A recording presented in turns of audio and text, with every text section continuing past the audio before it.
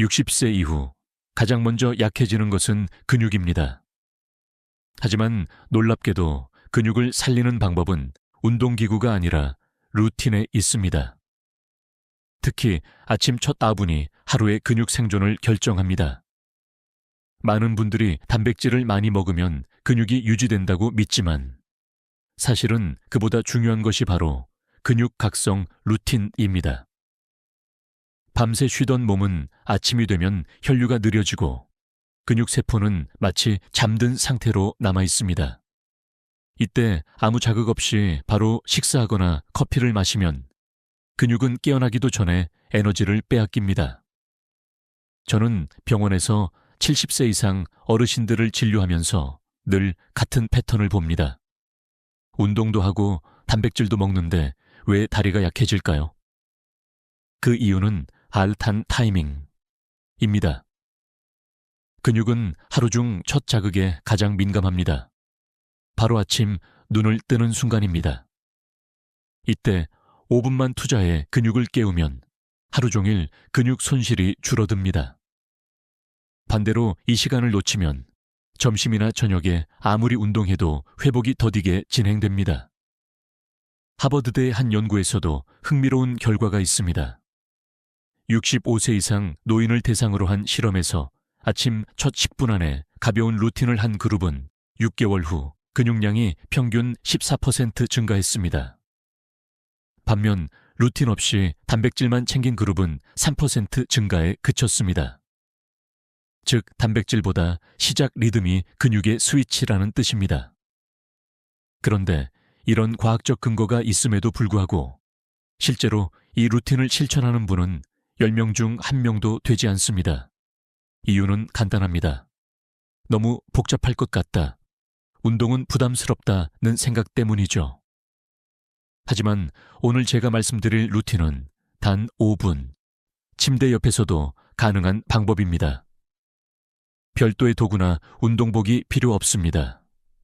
단지 몸의 깨어남을 설계하는 것뿐입니다. 혹시 지금 이 영상을 보고 계신 분 중 아침에 일어나서 바로 TV를 켜거나 스마트폰을 보는 분 계신가요? 그 아분을 바꾸는 것만으로도 앞으로 10년 후에 다리 힘이 달라집니다. 이건 과장이 아닙니다. 근육은 움직임을 기억하고 매일의 신호를 데이터처럼 쌓습니다. 한 달만 지속하면 근육은 스스로 깨어나는 법을 배웁니다.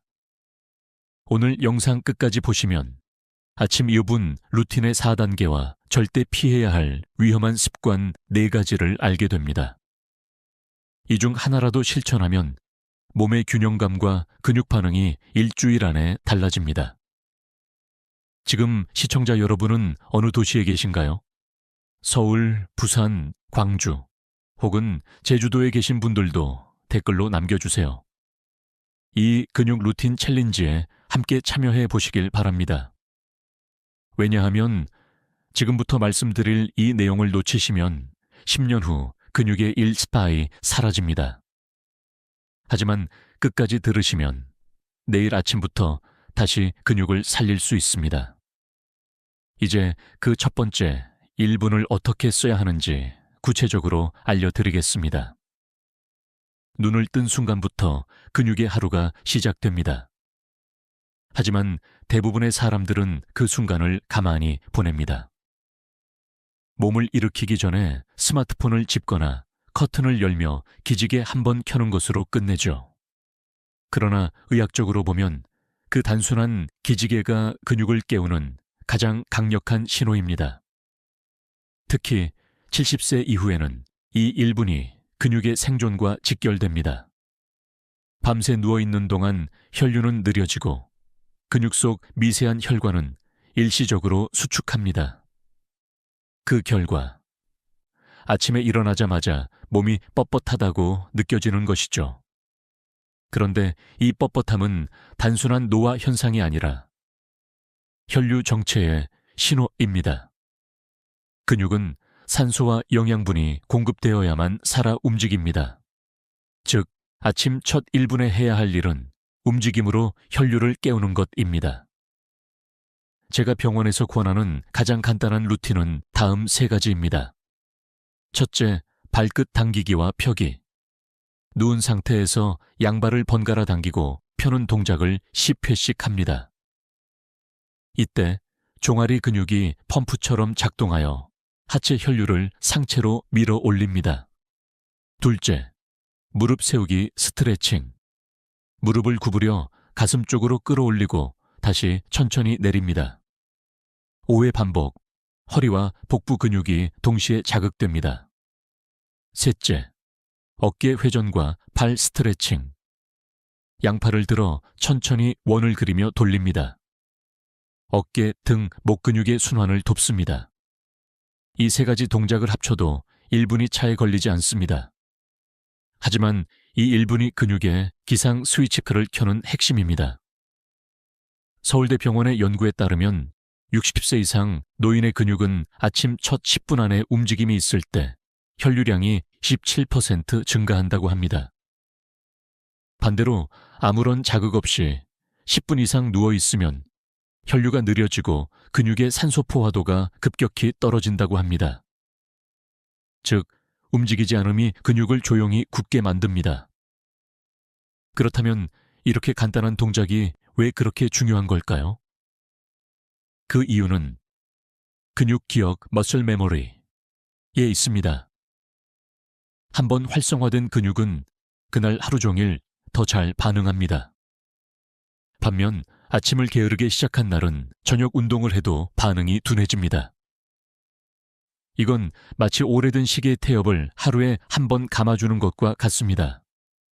물론 이런 이야기를 하면 나는 관절이 약해서 스트레칭이 어렵다고 하시는 분들도 있습니다. 그런 분께는 손가락 스트레칭부터 권합니다. 양손을 천천히 펴고 쥐는 것만으로도 상체 혈류가 살아납니다. 중요한 건 강도가 아니라 시작의 신호입니다. 여러분, 혹시 아침마다 다리가 무겁고 허리가 굳어 움직이기 힘드신가요? 그건 근육이 약해서가 아니라 깨어나지 않았기 때문입니다. 오늘부터 눈을 뜨면 1분 동안만 이 3가지 동작을 해보세요. 나는 오늘 근육을 깨웠다.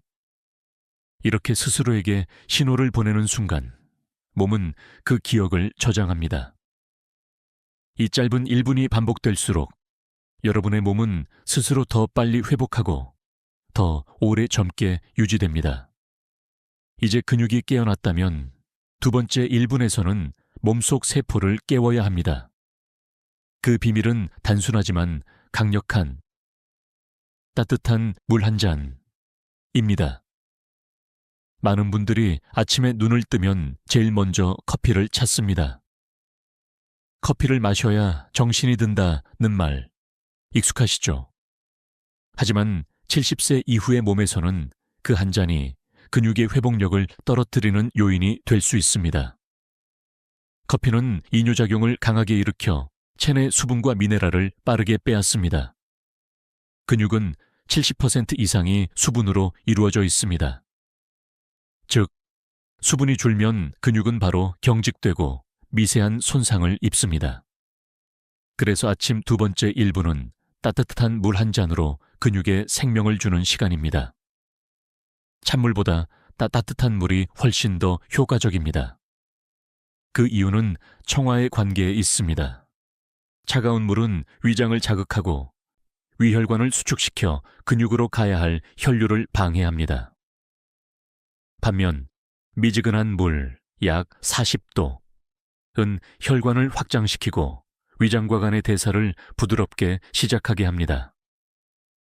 이 단순한 차이가 하루의 근육 반응을 완전히 바꿉니다. 도쿄대 노화의학 연구팀의 실험에 따르면 65세 이상 노인에게 아침에 200ml의 따뜻한 물을 마시게 했을 때 혈류 속 젖산 농도가 평균 18% 낮아졌습니다. 젖산은 피로물질로 근육통과 경직의 주요 원인입니다. 단지 물 한 잔이 근육 피로를 완화한 것입니다. 놀랍지 않나요? 또 한 가지 흥미로운 사실이 있습니다. 우리 몸의 단백질 합성 효소는 천이 1도만 낮아져도 활성도가 10% 떨어집니다. 즉, 아침에 따뜻한 물을 마시는 행위는 단순한 수분 보충이 아니라 단백질 공장을 가동시키는 신호직인 셈입니다. 그렇다면 언제, 어떻게 마셔야 가장 좋을까요? 첫째, 일어나자마자 스트레칭 후 바로 마십니다. 둘째, 빈속에 천천히 10초에 한 모금씩 넘깁니다. 급하게 들이키면 위에 부담을 줍니다. 셋째, 물의 온도는 따뜻한 손목 정도가 가장 이상적입니다. 너무 뜨거우면 식도 점막을 손상시킬 수 있습니다. 이때 중요한 포인트가 있습니다. 물만 마시기 심심하다고 꿀이나 레몬즙을 넣는 분들이 있는데 공복 상태에서는 산성 성분이 위벽을 자극할 수 있습니다. 처음 1, 2주는 순수한 물만으로 시작하는 것이 가장 안전합니다. 이 간단한 습관을 매일 반복하면 놀라운 변화가 생깁니다. 한 달 후 대부분의 환자들이 아침에 몸이 덜 뻣뻣해요, 걸음이 가벼워졌어요 라고 말합니다. 근육은 단백질로만 만들어지는 것이 아닙니다. 수분이 근육의 토양이고 단백질은 그 위에 자라는 식물입니다. 물을 먼저 채우지 않으면 아무리 좋은 단백질을 먹어도 흡수가 제대로 되지 않습니다. 그렇다면 이 따뜻한 물 한 잔으로 몸이 깨어났다면 이제 해야 할 일은 무엇일까요? 바로 다락산소를 채우는 호흡 루틴 1입니다. 왜냐하면 근육은 수분 다음으로 산소를 먹고 살아가기 때문입니다.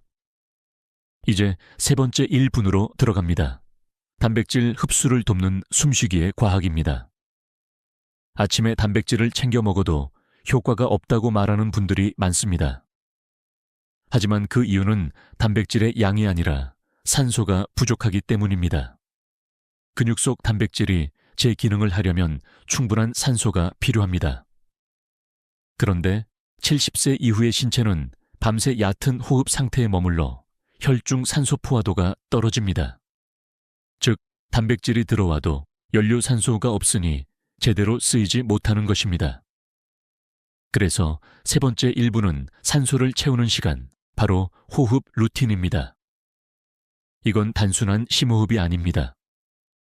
의학적으로 설계된 근육 회복용 호흡이라 부를 수 있죠. 방법은 아주 간단합니다. 먼저 등을 곧게 펴고 가볍게 눈을 감습니다.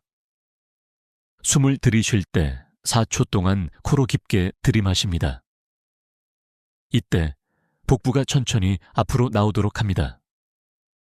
그 다음 2초간 숨을 멈추고 6초에 걸쳐 입으로 길게 내쉽니다.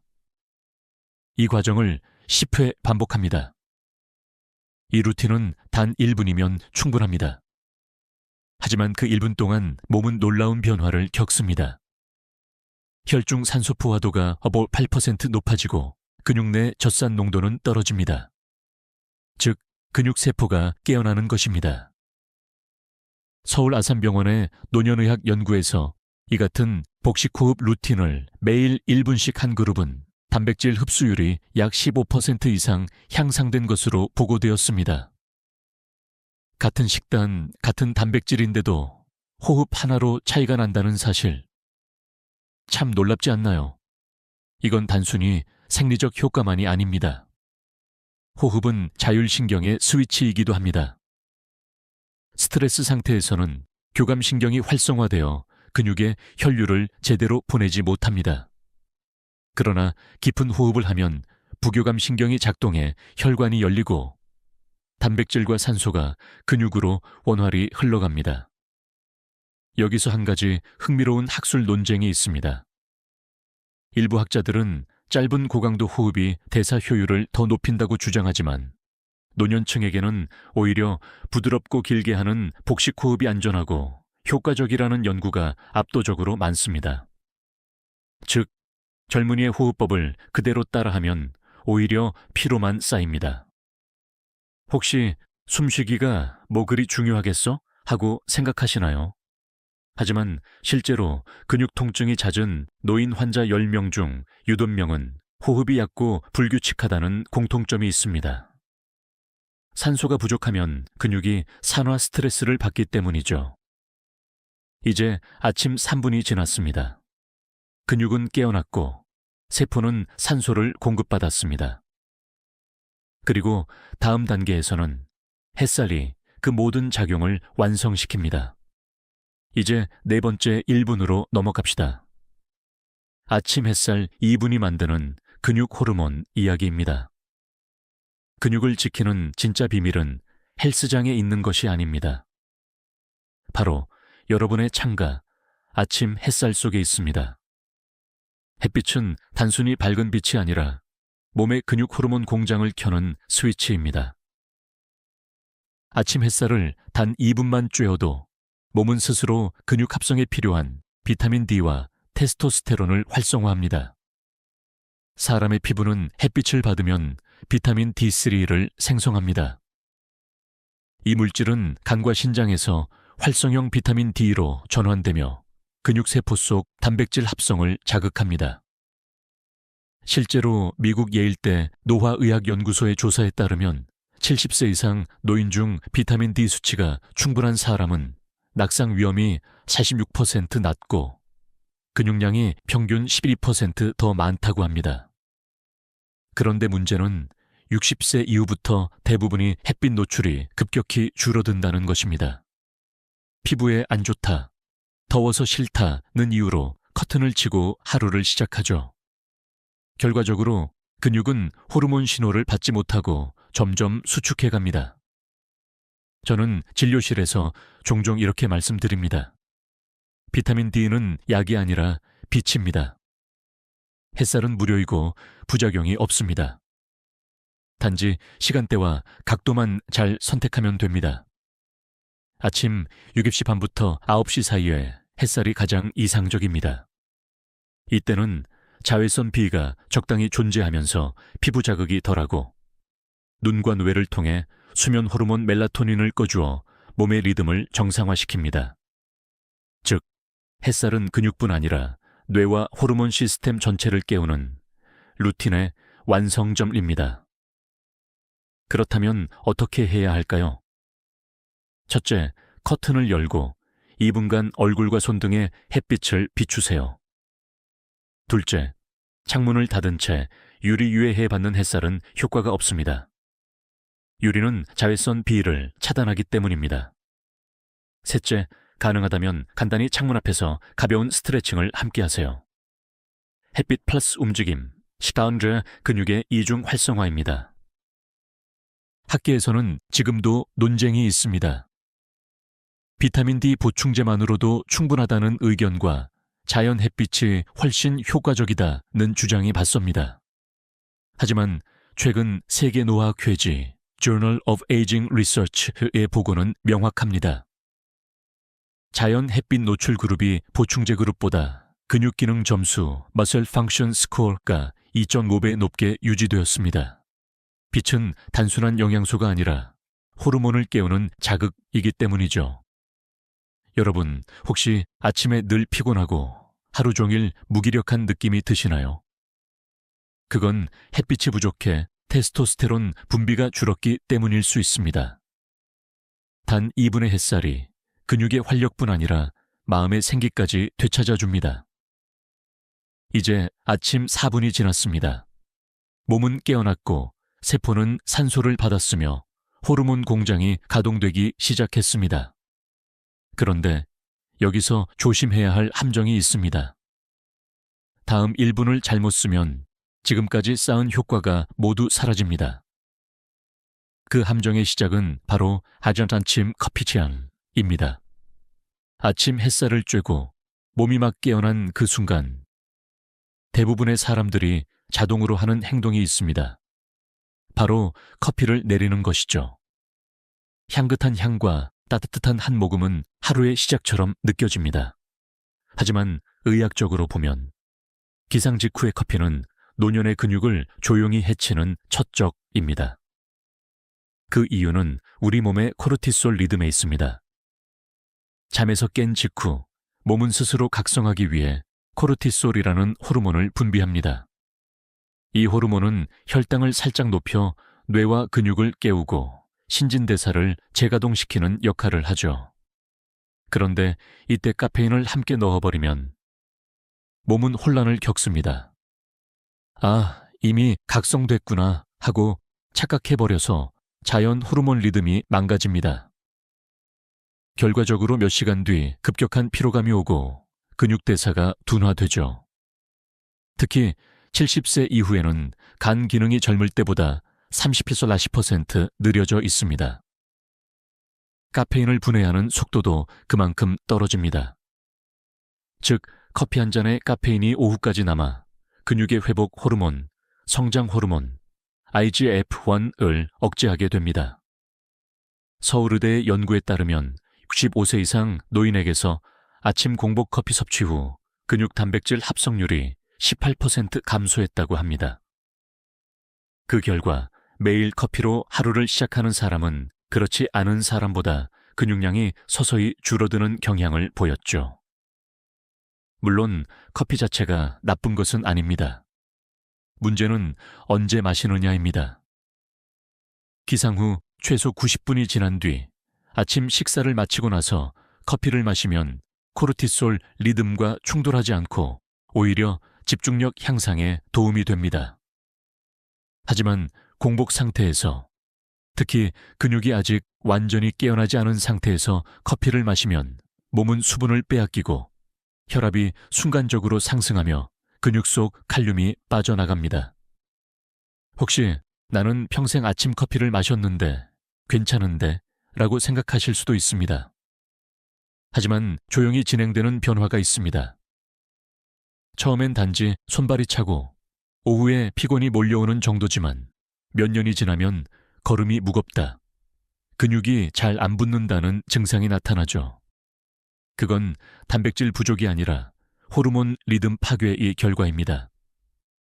커피를 좋아하신다면 이렇게 해보세요. 아침 9시 이후 식사 후 30분쯤에 천천히 한 잔, 그리고 물 한 컵을 곁들이세요. 카페인의 탈수를 상쇄하고 근육의 수분을 보호합니다. 과학자들 사이에서도 아직 논쟁이 있습니다. 커피 속 폴리페놀이 항산화 작용을 해서 근육을 보호한다는 주장도 있지만 그 효과는 식사 후 커피에 한정된다는 것이 최신 견해입니다. 결국 커피를 언제 마시느냐가 근육의 운명을 가르는 셈이죠. 여러분, 내일 아침 눈을 뜨면 이렇게 해보세요. 커피 대신 따뜻한 물 한 잔을 먼저 마시고 몸이 완전히 깨어난 후 첫 커피를 마시는 겁니다. 단 하루만 그렇게 바꿔도 오전 피로감이 눈에 띄게 줄고 몸이 훨씬 가볍게 느껴질 것입니다. 이제 6번째 분이 끝났습니다. 다음 단계에서는 많은 분들이 좋은 습관이라 믿지만 사실은 근육을 조용히 갉아먹는 또 다른 함정을 말씀드리겠습니다. 그건 바로 아침 공복 운동 강압대입니다. 아침에 공복으로 운동하면 지방이 더 잘 빠진다는 말 한 번쯤 들어보셨을 겁니다. 젊은 시절에는 그 말이 어느 정도 맞았습니다. 하지만 60세 이후, 특히 근육량이 줄기 시작한 시기에는 이 습관이 몸의 연료를 잘못 쓰는 위험한 선택이 됩니다. 왜 그럴까요? 밤새 우리는 에너지를 거의 섭취하지 않은 상태로 잠을 잡니다. 그 사이가는 저장된 당 글리코겐을 사용해 혈당을 유지하죠. 그런데 아침에 아무것도 먹지 않은 상태로 운동을 하면 몸은 연료가 없다고 판단하고 근육 속 단백질을 분해해 에너지를 만듭니다. 즉, 근육을 태워 에너지를 얻는 셈입니다. 서울대 스포츠의학센터의 연구 결과에서도 60세 이상 노인이 공복 상태로 30분 걷기를 했을 때 근육 손실 표지 단백질, MURF1, 에이트로긴1이 식후 운동 그룹보다 2배 높게 증가했습니다. 그들은 체중은 약간 줄었지만 근육량도 함께 줄어든 것이죠. 겉으로는 살이 빠졌다고 느끼지만 실제로는 근육이 빠진 것입니다. 또한 공복 운동은 혈당 저하, 저혈당제를 일으키기 쉽습니다. 특히 당뇨약이나 혈압약을 복용 중인 분들에게는 위험합니다. 갑작스러운 어지럼증, 심박수 상승, 피로감이 찾아오며 심할 경우 쓰러질 수도 있습니다. 이런 사례는 제가 진료실에서 수도 없이 봤습니다. 그렇다고 운동하지 말라는 뜻은 아닙니다. 핵심은 타이밍과 강도입니다. 운동 전 단백질과 탄수화물이 적당히 포함된 간단한 음식을 한 입이라도 먹는 것이 좋습니다. 예를 들어 삶은 달걀 반쪽 플르 바나나 반 개 또는 두유 한 잔이면 충분합니다. 이렇게 하면 혈당이 안정되고 근육이 연료로 쓰이지 않습니다. 혹시 아침에 먹으면 위가 더부룩하다는 분들이 계신가요? 그럴 때는 먼저 따뜻한 물을 한 잔 마시고 10분 뒤에 아주 가벼운 음식으로 시작하세요. 몸이 서서히 깨어나며 위장도 부담 없이 작동합니다. 그리고 나서 15-20분 산책이나 가벼운 근력 운동을 하시면 됩니다. 이건 단순한 체력 운동이 아니라 근육의 리듬을 되찾는 루틴이 됩니다. 여기서 흥미로운 논쟁이 있습니다. 일부 학자들은 공복 운동이 인슐린 감수성을 높인다고 주장합니다. 맞는 말이지만 그 연구 대상은 대부분 30살 40대 남성입니다. 노년기에는 대사 구조가 다릅니다. 젊은 몸은 지방을 태우지만 노년의 몸은 근육을 태운다. 이 차이를 모른 차에 공복 운동을 반복하면 체중은 줄어도 힘이 사라집니다. 여러분, 혹시 요즘 운동을 해도 점점 다리에 힘이 빠진다고 느끼시나요?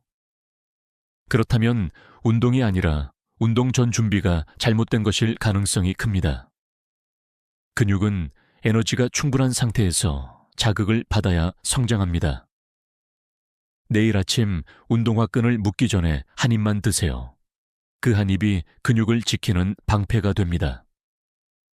이제 우리는 근육을 빼앗는 두 번째 함정을 벗어났습니다. 하지만 아직 또 하나의 위험이 남아 있습니다. 단백질 쉐이크로 시작하는 아침, 그 속에 숨은 덫입니다. 요즘 많은 분들이 이렇게 말씀하십니다. 선생님, 저는 아침마다 단백질 쉐이크를 챙겨 먹어요. 시간도 절약되고 근육에도 좋다고 해서요. 그 말만 들으면 완벽한 습관처럼 들리죠. 하지만 제가 35년간 노인 환자들을 진료하며 발견한 사실은 충격적입니다. 쉐이크로 시작하는 아침이 오히려 근육을 더 빨리 녹인다는 것입니다. 그 이유는 단백질의 속도에 있습니다.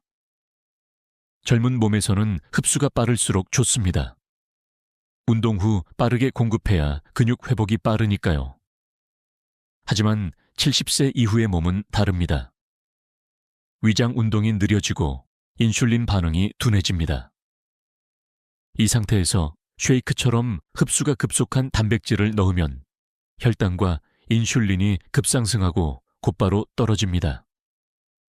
그때 근육은 에너지가 부족하다고 착각해 자신의 단백질을 분해하기 시작하죠.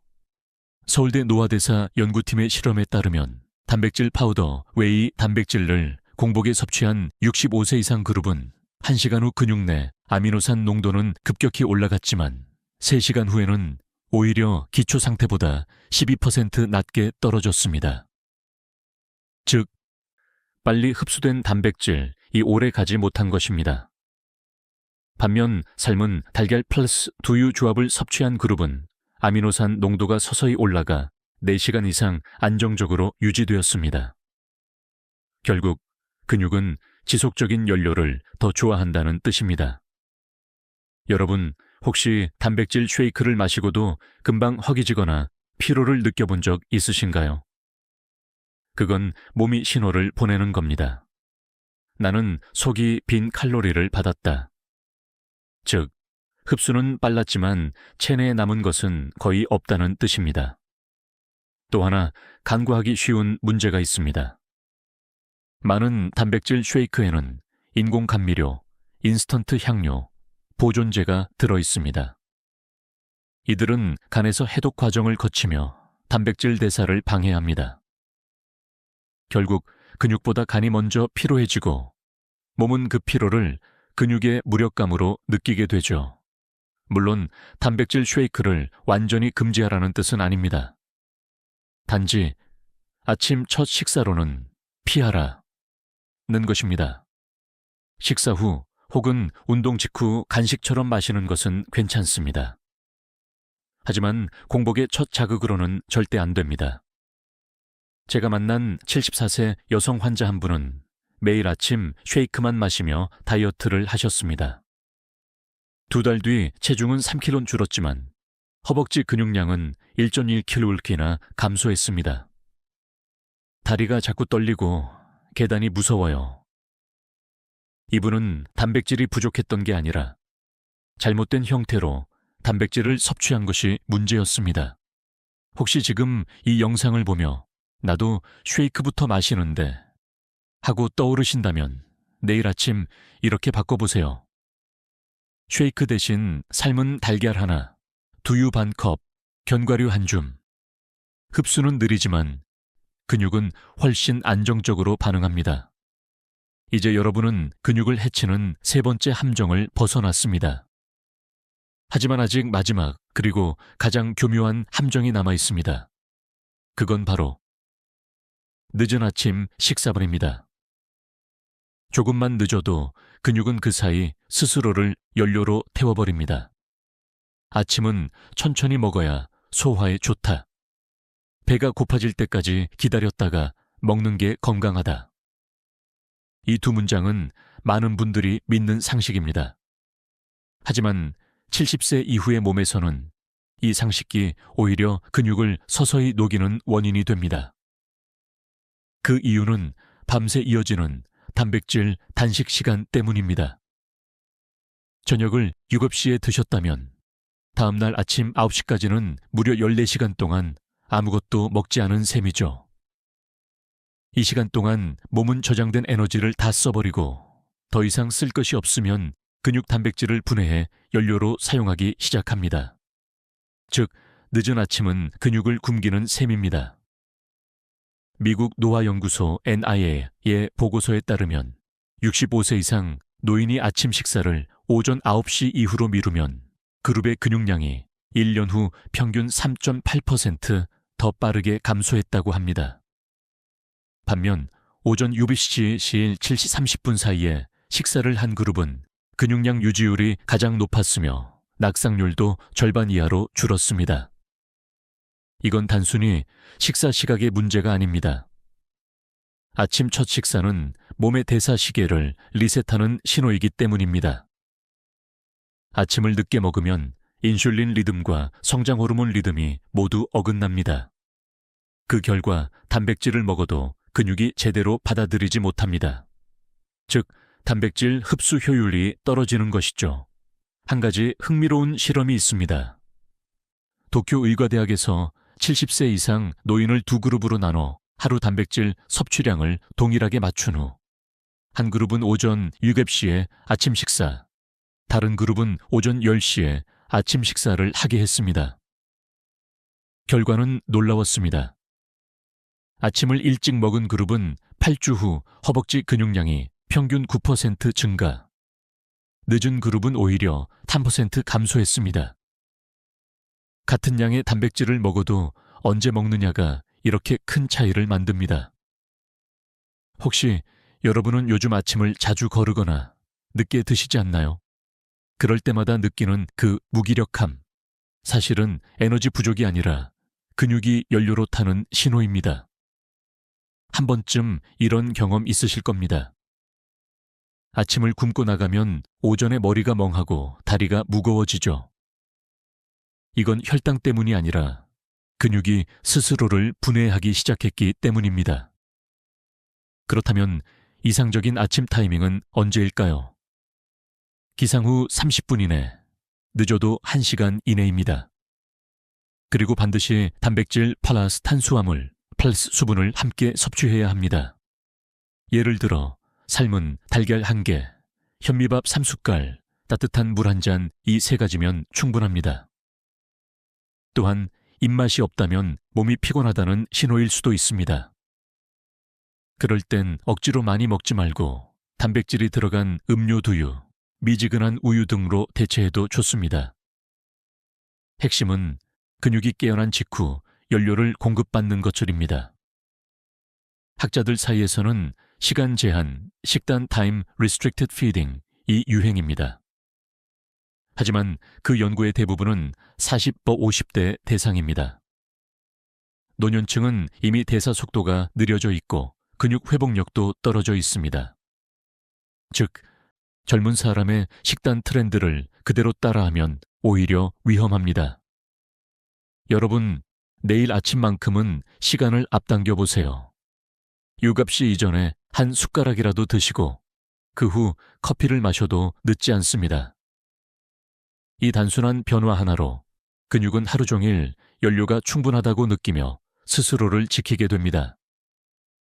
이제 우리는 근육을 위협하는 4가지 잘못된 아침 습관을 모두 정리했습니다. 이제부터는 반대로 작지만 강력한 회복의 루틴을 통해 근육이 다시 살아나는 과정을 함께 느껴봅시다. 그건 바로 근육은 나이를 모른다는 이야기입니다. 많은 분들이 이렇게 말씀하십니다. 이 나이에 근육이 다시 생기겠어요? 하지만 저는 단언합니다. 네, 생깁니다. 근육은 나이를 기억하지 않습니다. 단지 자극과 회복, 그리고 리듬만 기억할 뿐입니다. 저는 병원에서 수많은 70대, 80대 어르신을 봤습니다. 그 중에는 평생 운동을 한 적 없는 분도 계셨죠. 그런데 단 4주, 하루 5분의 루틴만으로 다리에 힘이 돌아오고 계단을 오를 때 숨이 덜 찬다고 말씀하십니다. 그 변화는 근육이 젊어졌기 때문이 아니라 다시 깨어났기 때문입니다.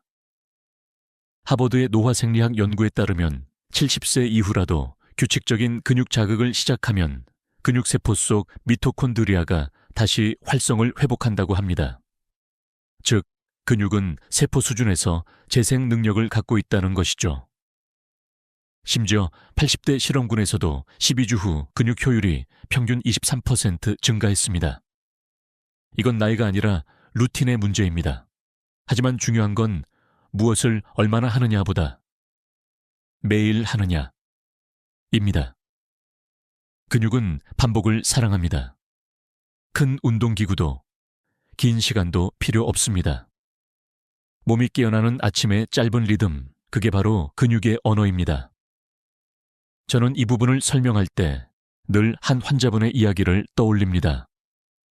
79세 여성 환자분이 계셨습니다. 퇴직 후 집안일 외엔 거의 움직이지 않으셨죠. 걷는 것도 힘들어져서 병원에 오셨습니다. 그분께 아분 근육 루틴을 권했습니다. 처음엔 선생님, 이게 무슨 운동이 돼요? 라며 웃으셨지만 한 달 후 다시 오신 그분은 이렇게 말씀하셨습니다. 아침에 허리가 덜 굽어요. 팔도 좀 가벼워졌어요. 그분의 몸은 단 30일 만에 근육 반응 속도가 젊어진 것이었습니다. 근육은 여러분의 의지를 기억합니다. 움직이는 순간 뇌는 나는 아직 쓸 수 있다는 신호를 보내고 그 신호가 다시 근육세포로 전달됩니다. 이건 단순한 생리학이 아닙니다. 몸과 마음의 대화입니다. 그렇다면 왜 대부분의 사람들은 이 단순한 진실을 모르고 있을까요? 그건 우리가 운동은 힘든 것이라고 믿어왔기 때문입니다. 하지만 의학적으로는 오히려 짧고 자주 하는 루틴이 길고 가끔 하는 운동보다 훨씬 효과적입니다.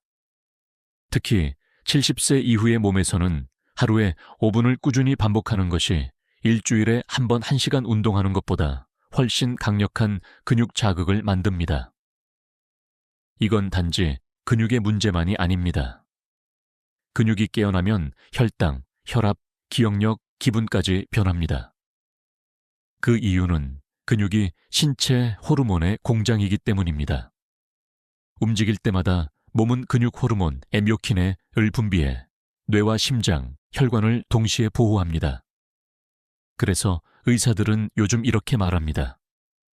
운동은 약이 아니라 몸이 만든 최고의 약국이다. 여러분, 근육은 여러분의 나이를 묻지 않습니다. 다만 오늘 아침의 선택만 기억합니다. 지금 이 순간 의자에서 살짝 일어나 어깨를 한번 돌려보세요. 그 단순한 움직임이 바로 되살아남의 시작입니다. 이제 다음 섹션에서는 오늘 말씀드린 모든 루틴을 하나로 묶어 하루 5분으로 근육이 되살아나는 기적 루틴 하를 정리해 드리겠습니다. 이제 여러분은 하루 9분의 루틴이 근육을 살린다는 것을 알고 계십니다. 하지만 머리로 아는 것보다 더 중요한 건 몸으로 기억하게 만드는 것입니다. 지금부터 제가 정리해 드릴 이 5분 기적 루틴을 하루의 첫 의식으로 삼아보세요. 언제 시작해도 늦지 않습니다. 1분 차 근육 깨우기 스트레칭. 눈을 뜨자마자 침대 위에서 바로 시작합니다. 발끝을 천천히 당겼다 펴고 무릎을 가슴 쪽으로 끌어안습니다. 팔을 위로 뻗어 하늘을 향해 길게 느립니다. 이때 오늘도 내 근육은 살아있다는 마음으로 숨을 들이쉬세요. 단 1분 만에 하체와 등 근육의 순환이 회복되고 혈류가 따뜻해집니다. 2분 차 따뜻한 물 한 잔. 스트레칭이 끝나면 미지근한 물을 한 잔 준비합니다. 청와 가까운 40도 전후의 물이 가장 좋습니다. 천천히 10초에 한 모금씩 마십니다. 이때 수분이 위장과 간을 깨우고 근육세포를 부드럽게 적십니다. 아침의 첫 신호는 커피가 아니라 물이어야 합니다. 3분 차 호흡 루틴 등을 곧게 펴고 앉아 코로 4초 들이마시고 2초 멈췄다가 입으로 6초 내쉽니다. 이 과정을 10회 반복하면 혈중 산소가 높아지고 몸은 단백질을 받아들일 준비를 합니다.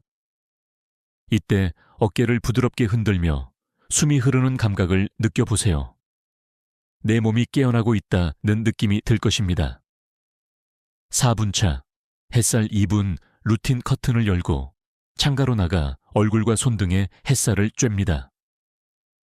가능하다면 창문을 열어 실제 햇빛을 받아보세요. 눈으로 들어온 빛이 뇌의 시상하부를 자극해 멜라토닌 수면 호르몬을 멈추고 비타민 D 합성을 시작합니다. 그 빛은 근육의 신호를 다시 조정해줍니다. 2분 차 단백질 팔스탄수화물 한입 스트레칭과 햇살을 마친 뒤 삶은 달걀 반쪽이나 두유 반 컵, 바나나 한 입이면 충분합니다. 공복으로 두지 말고 근육에 오늘은 에너지가 들어왔다는 신호를 주세요. 이 신호 하나로 하루 종일 근육의 소모가 줄어듭니다. 이 루틴은 단순한 운동법이 아닙니다. 몸의 생체 시계를 다시 맞추는 근육 프로토콜입니다. 한번 실천하면 하루가 달라지고, 일주일이면 걸음걸이가 달라지며, 한 달이면 체력이 눈에 띄게 회복됩니다. 여기서 중요한 건 완벽하게 하려 하지 말 것. 하루라도 빠지면 실패라고 느끼지 말고 다음 날 다시 아분만 투자하면 됩니다. 근육은 사람의 완벽함보다 꾸준함을 더 기억합니다. 혹시 내 나이에 시작해도 될까요? 라고 망설이시는 분들께 말씀드립니다. 근육은 절대 여러분을 포기하지 않습니다. 몸은 언제든 다시 배웁니다. 심지어 80세, 90세라도 근육세포는 새롭게 태어날 수 있습니다. 여러분의 하루 첫 5분이 남은 하루의 24시간을 바꿉니다. 이건 기적이 아닙니다. 단지 몸이 자연의 리듬으로 돌아가는 과정일 뿐입니다. 지금까지 배운 모든 것을 내일 아침 한 번만 실천해 보세요. 몸이 직접 대답해 줄 겁니다. 나는 아직 충분히 젊다. 이제 마지막으로 오늘의 내용을 정리하며 여러분께 드리고 싶은 마지막 메시지를 전하겠습니다. 오늘 이 영상을 끝까지 보신 여러분, 진심으로 존경합니다. 왜냐하면 여러분은 이미 변화의 첫 단계를 선택하셨기 때문입니다. 근육은 하루아침에 사라지지 않습니다. 마찬가지로 회복도 단 한 번의 운동으로 이루어지지 않습니다. 그러나 단 2분의 반복이 쌓이면 몸은 반드시 답합니다. 오늘 말씀드린 루틴을 다시 정리해보죠. 1분 몸을 깨우는 스트레칭, 1분 따뜻한 물 한 잔으로 순환 자극. 1분 깊은 호흡으로 산소를 채우기. 2분 아침 햇살로 호르몬을 깨우기. 그리고 마지막 단백질 플러스 탄수화물 한 입으로 근육에 연료를 주기. 이 단순한 5분이 하루의 리듬을 바꿉니다. 몸의 시계가 다시 정확히 맞춰지면 혈압, 혈당, 기분, 기억력까지 함께 안정됩니다. 이건 과학이 증명한 사실이며 수많은 임상 경험이 증거입니다. 여러분, 인생의 어느 시점이든 다시 시작할 수 있습니다. 70세라도 80세라도 근육은 여러분의 선택을 기다리고 있습니다. 이제 너무 늦었어 라는 생각을 버리세요. 늦은 때란 없습니다. 지금이 바로 가장 빠른 순간입니다. 혹시 몸이 무겁고 기운이 빠지는 날이 오더라도 괜찮습니다. 그날은 스트레칭만 하셔도 됩니다. 내일은 물만 마셔도 됩니다. 그렇게 작은 실천이 이어질 때 근육은 점점 자신감을 되찾습니다. 저는 수많은 환자들에게 이렇게 말합니다. 운동은 체벌이 아니라 몸에 주는 선물입니다. 근육은 억지로 만드는 것이 아니라 사랑으로 키워야 하는 장기입니다. 오늘 이 영상을 본 여러분의 선택이 내일의 계단을 오를 힘이 되고 3년 후 여러분의 걸음을 지켜줄 것입니다. 이제 여러분의 차례입니다. 내일 아침 눈을 뜨면 가장 먼저 이 루틴을 떠올려 보세요. 나는 오늘 내 근육을 깨운다. 그 한마디가 하루의 모든 리듬을 바꿉니다. 이제 마무리하며 여러분께 몇 가지 부탁을 드립니다. 오늘 영상에서 가장 놀라웠던 습관은 무엇이었나요? 댓글로 남겨주시면 제가 직접 읽고 다음 영상에 반영하겠습니다. 좋아요와 구독은 더 많은 분들에게 이 정보를 전하는 힘이 됩니다. 지금 이 영상을 다른 분들과 공유해 주세요.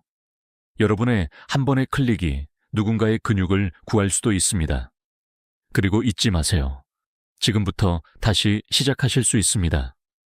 우리의 몸은 스스로 회복할 힘을 가지고 있습니다. 우리는 할 수 있습니다. 함께 제대로 해냅시다. 지금까지 듣기만 해도 튼튼해지는 튼튼 라디오였습니다. 오늘도 건강한 하루 되세요. 60세가 넘으신 분들 중 상당수가 근육이 약해지니 단백질 파우더를 챙겨야 한다고 믿습니다. 마트나 약국에서도 노인용 단백질 보충제가 넘쳐납니다. 가격도 제각각이고 광고 문구는 더 자극적이죠. 의사 추천, 하루 한 잔으로 근육 회복 같은 문장을 보면 왠지 안 마시면 손해일 것 같습니다. 하지만 저는 오늘 그 믿음에 조용히 잠깐만요 라고 말하고 싶습니다. 왜냐하면 그 안에는 보이지 않는 함정이 숨어 있기 때문입니다. 겉으로는 건강 보조식처럼 보이지만 실제로는 몸속 균형을 흔드는 요소가 너무 많습니다. 특히 60세 이후의 몸은 더 이상 젊은 시절처럼 반응하지 않습니다. 똑같은 단백질이라도 흡수율, 대사 부작용이 완전히 다르게 작용합니다. 많은 분들이 단백질만 충분히 먹으면 근육이 유지된다고 생각합니다. 하지만 사실은 그렇지 않습니다. 근육은 단백질로만 만들어지지 않습니다. 그 안에는 비타민, 미네랄, 효소, 그리고 섬유질의 조화가 필요합니다. 이 중 하나라도 부족하면 단백질은 오히려 부담이 되어 몸속에 남습니다. 그 결과 간이 피로해지고 신장이 쉬지 못하게 됩니다. 제가 진료실에서 자주 듣는 말이 있습니다. 선생님, 단백질 파우더를 꾸준히 먹는데 왜 이렇게 피곤하죠? 이 질문을 받을 때마다 저는 되묻습니다. 혹시 단백질을 음식으로도 충분히 드시나요? 대부분의 대답은 아니요입니다. 바쁘거나 간단하게 해결하려다 보니 파우더가 식사를 대신하게 된 것이죠. 하지만 인체는 단백질 그 자체보다 단백질이 들어있는 음식의 맥락을 더 중요하게 생각합니다. 예를 들어 콩이나 생선, 달걀 같은 음식은 단백질뿐 아니라 그 단백질을 제대로 쓰게 해주는 보조 영양소들이 함께 들어 있습니다. 이 차이가 바로 몸이 받아들이는 방식을 완전히 바꿉니다. 파우더로 채운 단백질은 종종 넘치는데도 부족한 아이러니를 만듭니다. 섭취량은 충분한데 흡수율은 떨어지고 노폐물은 쌓이죠. 결국 근육은 자라지 않고 피로만 누적됩니다. 물론 저는 단백질 파우더를 전면적으로 부정하지 않습니다. 필요한 경우도 있습니다. 그러나 그보다 더 중요한 건 언제, 누구에게, 얼마나, 어떤 형태로 먹느냐입니다. 그 기준이 없이 무작정 따라하는 것이 문제입니다. 건강을 위한 선택이 어느새 건강을 해치는 습관이 되는 순간 우리는 반드시 멈춰야 합니다. 오늘 이 영상에서는 단백질 파우더보다 훨씬 안전하고 근육에 진짜 도움이 되는 음식들을 소개하고 반대로 피해야 할 위험한 습관 3가지를 알려드리겠습니다. 그리고 마지막에는 파우더를 끊고 천연식으로 근육을 회복한 74세 여성의 실제 사례도 들려드릴 겁니다.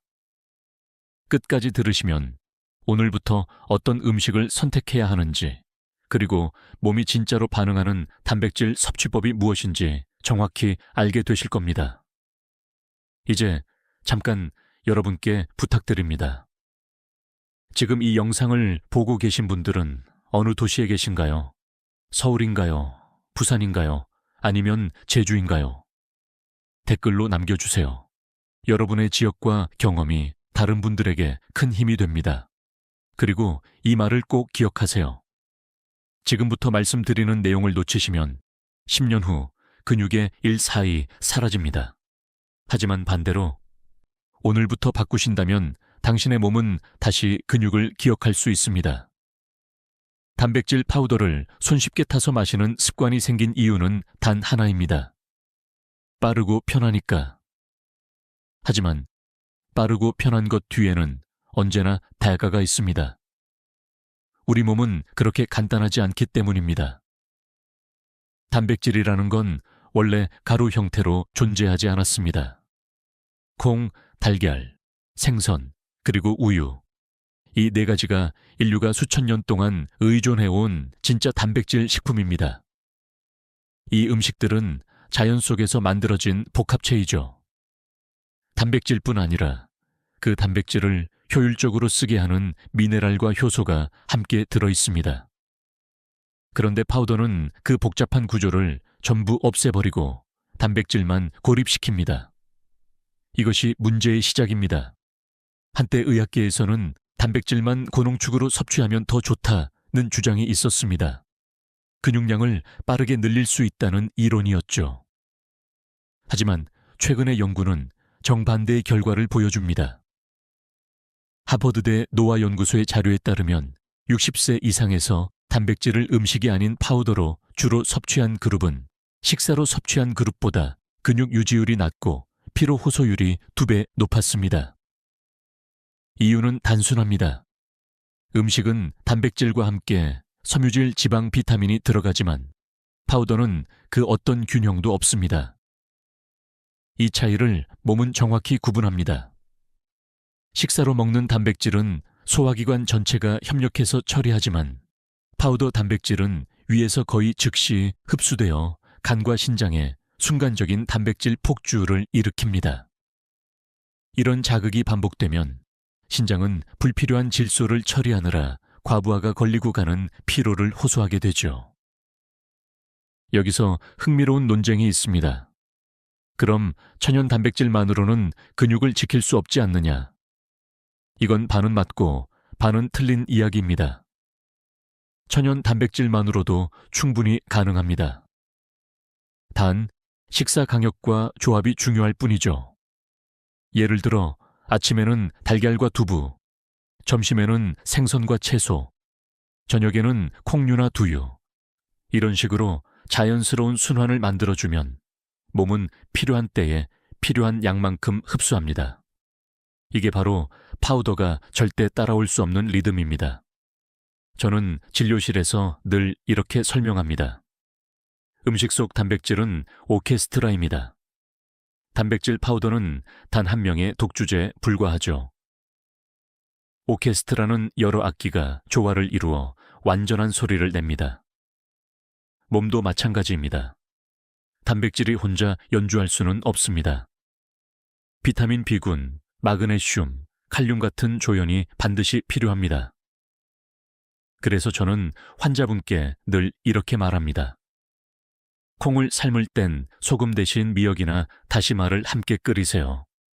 미네랄이 단백질을 도와줍니다. 이 간단한 조합이 근육 합성을 돕는다는 사실, 잘 알려지지 않았습니다. 또 하나 중요한 점은 노년의 위장 환경 변화입니다. 위산 분비가 줄어들면 단백질을 분해하는 효소의 효율이 급격히 떨어집니다. 그래서 천천히 따뜻하게 조리된 음식이 더 이롭습니다. 반면 차갑고 고농축인 파우더는 위벽을 자극하고 흡수율을 더 낮춥니다. 이런 이유로 저는 65세 이상 환자분들에게 단백질은 꼭 씹어서 드세요. 그게 소화의 시작입니다. 라고 반복해서 말씀드립니다. 이쯤에서 질문 하나 드리고 싶습니다. 당신의 단백질은 입으로 먹고 있나요? 아니면 컵으로 마시고 있나요? 이 단순한 차이가 10년 후 근육의 미래를 결정짓습니다. 지금부터 말씀드릴 내용은 이 천연 단백질 중에서도 의사들이 가장 추천하는 1등 식품, 두부의 비밀에 관한 이야기입니다. 이 부드럽고 하얀 음식 안에 근육을 다시 살리는 놀라운 메커니즘이 숨어 있습니다. 제가 진료 중에 자주 묻는 질문이 있습니다. 하루 식사에 두부를 얼마나 드시나요? 대부분의 대답은 이렇습니다. 글쎄요, 가끔 국에 조금 넣어 먹죠. 하지만 두부는 그냥 반찬이 아니라 60세 이후 근육을 지켜주는 진짜 단백질의 보고입니다. 두부는 단백질의 순도가 높으면서도 소화율이 95% 이상입니다. 즉, 먹은 양의 대부분이 실제로 몸속에서 쓰입니다. 고기보다 흡수율이 높고 소화기관의 부담도 훨씬 적죠. 특히 씹기 어려운 분들에게는 이상적인 단백질 공급원입니다. 한번 상상해 보세요. 콩이 물과 열을 만나면서 단단한 알갱이에서 부드러운 덩어리로 바뀌는 과정. 그건 단백질이 가장 흡수하기 좋은 형태로 변하는 순간입니다. 이 단순한 조리 과정이 실제로는 몸에 맞춤형 단백질 정제 공정이 되는 셈입니다. 즉, 자연이 이미 완벽한 공장을 만들어 둔 것이죠. 하버드 의대 노화 영양 연구팀은 70세 이상 노인을 대상으로 한 실험에서 두부를 매일 한 모 약 151일 이상 섭취한 그룹이 같은 칼로리의 단백질 파우더를 마신 그룹보다 근육량이 18% 더 유지되었다고 발표했습니다. 놀라운 건 이 결과가 단백질 섭취량이 아니라 형태 마로의 차이에서 나왔다는 점입니다. 그렇다면 왜 두부가 이렇게 강력할까요? 첫째, 식물성 단백질의 완전성 때문입니다. 예전에는 콩 단백질이 불완전 단백질이라고 알려져 있었죠. 하지만 요즘 연구는 다릅니다. 콩 단백질에 부족한 아미노산은 곡류나 채소에서 자연스럽게 보충됩니다. 즉, 밥과 함께 먹는 두부는 완벽한 단백질이 됩니다. 한 그릇 밥에 두부 한 조각이 단순한 식사가 아니라 근육을 다시 짜는 과학적인 식사 공식인 셈입니다. 둘째, 두부에는 이소플라본 이소플라보넬이라는 특별한 식물성 화합물이 들어 있습니다. 이 성분은 단백질 합성뿐 아니라 호르몬 균형과 뼈 건강까지 지켜줍니다. 근육을 강화하면서 동시에 골다공증을 예방하는 이중 효과가 있죠. 한 연구에서는 이소플라본을 꾸준히 섭취한 60세 이상 여성의 골밀도가 동년배 평균보다 12% 높았다고 보고했습니다. 즉, 두부 한 모가 단백질 보충제와 칼슘제를 동시에 대신할 수 있다는 의미입니다. 셋째, 두부에는 포화지방이 거의 없습니다. 고기 단백질은 좋지만 포화지방이 동반되어 혈관을 막기도 합니다. 반면 두부는 단백질만큼의 영향을 주면서도 혈관을 깨끗하게 유지하는 심혈관 안전 단백질입니다. 이건 특히 고혈압이나 콜레스테롤 수치가 높은 분들에게 큰 장점이죠. 저는 실제 환자 한 분의 이야기를 기억합니다. 74세 여성분이셨는데 단백질 파우더를 매일 마시는데도 다리가 힘이 없다고 호소했습니다. 검사 결과 단백질 수치는 높았지만 크레아티닌 수치도 함께 상승해 있었습니다. 즉, 몸은 단백질을 받아들이지 못하고 버티고 있었던 것이죠. 그분께 파우더를 끊고 매일 두부 반모를 식사에 추가하세요 라고 조언했습니다. 한 달 뒤, 놀랍게도 그분의 피로감이 사라지고 걷는 속도가 빨라졌습니다. 신장 수치도 안정되었죠. 이 사례는 단순한 음식 교체가 아니라 몸의 리듬 회복이었습니다. 두부는 흡수 속도가 느리지만 일정합니다. 몸이 천천히 받아들이며 필요한 만큼만 사용합니다. 그 과정에서 신장과 간이 부담을 느끼지 않죠. 이것이 바로 자연식의 힘, 그리고 파우더가 흉내낼 수 없는 섬세한 조화입니다. 지금 이 영상을 듣고 계신다면 오늘 저녁 식사에 한 번만 두부를 넣어보세요. 볶음으로, 찜으로 혹은 국에 넣어도 좋습니다. 그 한 조각이 몸속에서 근육의 불씨를 살립니다. 몸이 따뜻해지고 다음날 눈을 뜰 때 오늘은 좀 가볍네 라는 느낌이 들 겁니다. 이제 다음으로 두부의 효과를 더욱 끌어올리는 조합, 단백질 흡수를 폭발시키는 비타민과 미네랄의 관계를 알려드리겠습니다. 단백질을 아무리 먹어도 흡수되지 않는 이유, 그 열쇠는 바로 조합에 있습니다. 단백질을 아무리 많이 먹어도 몸이 받아들이지 못하면 의미가 없습니다. 이건 마치 불이 붙지 않은 장작더미와 같습니다. 단백질은 연료이고 비타민과 미네랄은 불을 붙이는 점화 스위치입니다. 많은 분들이 단백질 보충제는 챙기지만 그 단백질을 제대로 쓰게 해주는 조연들을 놓칩니다. 특히 비타민 B6, D, 그리고 마그네슘은 단백질 합성과 근육 형성에 핵심 도우미입니다. 먼저 비타민 비스컨드. 이 영양소는 단백질을 아미노산으로 분해하고 그 아미노산이 근육으로 재조합되는 과정에 직접 관여합니다. 쉽게 말해 단백질이 몸의 벽돌이라면 비타민 B6는 벽돌을 붙이는 시멘트입니다. 연구에 따르면 비식과 부족한 노인은 근육 회복 속도가 평균 30% 느립니다. 그런데 문제는 B6는 조리 과정에서 쉽게 파괴된다는 점이죠. 그래서 날계란이나 생선보다 익힌 두부, 익힌 시금치, 바나나 한 개가 훨씬 안전한 공급원이 됩니다. 다음은 비타민 D입니다. 흔히 뼈에만 좋다고 생각하지만 최근 노화의학에서는 비타민 D는 근육의 엔진 오일이라고 부릅니다. 근육 세포 안의 단백질 수용체가 비타민 D를 만나야 단백질이 실제로 근육으로 흡수됩니다. 즉, 아무리 단백질을 먹어도 D가 부족하면 문이 닫힌 셈이죠. 햇빛을 하루 20분 정도 쬐는 것만으로도 체내 합성이 시작되지만 겨울철에는 부족하기 쉽습니다. 그럴 땐 연어, 계란 노른자, 버섯을 식단에 넣으세요. 특히 연어는 단백질과 비타민 D가 동시에 풍부해 하나로 두 가지 효과를 줍니다. 그리고 마지막으로 마그네슘. 이 미네랄은 근육의 이완과 수축을 돕는 필수 요소입니다. 많은 분들이 단백질만 먹으면 근육이 강해지겠지라고 생각하지만 실은 마그네슘이 없으면 단백질이 근육으로 가지 못하고 혈액 속에 떠다닙니다. 그 결과 피로가 쌓이고 다리에 쥐가 나기 쉽죠. 밤에 종아리 경련이 자주 생긴다면 그건 단백질이 아니라 마그네슘 부족 신호입니다. 대표적인 공급식품은 견과류, 시금치, 귀리, 바나나입니다. 이 네 가지를 두부와 함께 먹으면 근육 회복 속도가 눈에 띄게 올라갑니다. 이 세 가지를 한 번에 섭취하는 간단한 조합법이 있습니다. 제가 환자분들께 자주 권하는 단백질 흡수 폭발 조합식이죠. 두부 100g 시금치, 한 줌 벨름스 참가에 한 스푼 플럼 삶은 달걀 반 개, 플루즈 바나나 한 개. 이 조합을 하루 한 끼만 실천해도 3주 후 체력과 집중력이 눈에 띄게 좋아진다는 보고가 많습니다.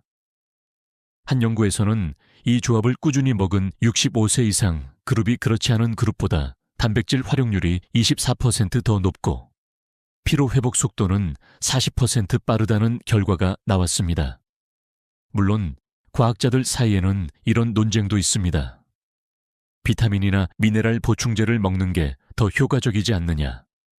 하지만 실험적으로는 천연식품의 복합 흡수율이 더 높습니다. 보충제는 농도가 일정하지만 음식에는 미세한 균형과 흡수 조절 물질이 함께 들어 있습니다. 예를 들어 두부에 있는 칼륨과 이소플라본이 마그네슘 흡수를 도와주고 시금치의 클로로필이 비타민 D의 활성화를 높입니다. 이 미묘한 상호작용이 몸이 가장 좋아하는 리듬을 만들어줍니다. 여기서 잠깐 상상해 보세요. 하루의 첫 끼 햇살이 비치는 창가에서 따뜻한 두부국과 시금치 무침, 그리고 달걀 반쪽, 바나나 한 개를 드시는 장면을요. 그건 단순한 식사가 아니라 근육이 깨어나는 의식입니다. 이제 여러분은 단백질을 얼마나가 아니라 어떻게 먹어야 하는지 알고 계십니다. 그리고 그 어떻게 속에는 조합의 지혜가 숨어 있습니다. 다음으로 이런 천연식이 왜 간과 신장을 지키는지, 그리고 왜 적당한 단백질이 오히려 건강을 살리는지 이야기해 드리겠습니다. 파우더보다 천연식이 훨씬 안전한 이유, 그건 단순히 화학 성분 때문이 아닙니다. 몸의 리듬과 장기의 여유를 지켜주는 음식의 속도 때문입니다. 단백질은 근육을 살리기도 하지만 지나치면 간과 신장을 혹사시키는 무거운 연료가 됩니다. 우리 몸은 단백질을 분해하면서 암모니아, 요소, 질소, 노폐물을 만듭니다. 이 찌꺼기를 처리하는 두 기관이 바로 간과 신장이죠. 따라서 단백질을 많이 먹을수록 그만큼 이 장기들이 더 열심히 일해야 합니다. 그런데 문제는 60세 이후의 간과 신장은 이미 수십 년간의 피로를 안고 있다는 것입니다. 짠 음식, 약물, 카페인, 음주, 스트레스, all of this가 장기를 조금씩 지치게 했습니다. 이 상태에서 단백질 파우더처럼 농축된 단백질이 한꺼번에 들어오면 그건 마치 오랜 세월 달린 엔진에 갑자기 폭주를 거는 것과 같습니다. 실제 연구에서도 이 현상이 관찰됩니다. 서울대 노인의학센터 조사에 따르면 단백질 파우더를 하루 40g 이상 꾸준히 섭취한 65세 이상 노인의 27%가 3개월 내 혈중 크레아틴인 수치 상승을 보였습니다. 이는 신장이 단백질 대사를 버티지 못하고 있다는 신호입니다. 반면 천연 단백질 식사로 같은 양을 섭취한 그룹에서는 그런 변화가 거의 없었습니다.